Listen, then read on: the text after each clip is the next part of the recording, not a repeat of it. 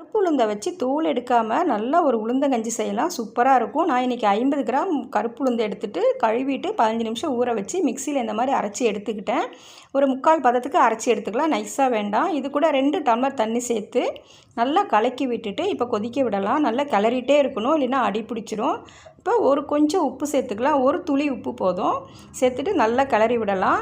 இந்த மாதிரி கிளறிட்டே இருக்கும்போது உங்களுக்கு பாருங்கள் நல்லா கெட்டியாகும். இப்போ நான் 2 ஸ்பூன் நாட்டு சக்கரை சேர்த்துருக்கேன். உங்களுக்கு இனிப்பு எவ்வளோ தேவையோ அவ்வளோ சேர்த்துக்கோங்க, கம்மியாக வேணாலும் கம்மியாக சேர்த்துக்கோங்க. நல்லா கிளறி விட்டுட்டு ஒரு மூடி தேங்காய் துருவி நான் இதில் போட்டிருக்கேன். செம்ம சூப்பராக இருக்கும். எங்கள் வீட்டில் ஏலக்காய் சேர்த்தா யாருக்கும் பிடிக்காது, அதனால் நான் சேர்க்கலை. உங்களுக்கு தேவைப்பட்டால் சேர்த்துக்கோங்க. இது நல்லா உடம்புக்கு ரொம்ப நல்லது. லேடிஸ்க்கு நல்ல அந்த பேக் பெயின் இதெல்லாம் வராது, எலும்புக்கு அவ்வளோ ரொம்ப நல்லது. காலையில் குடிச்சு பாருங்கள்.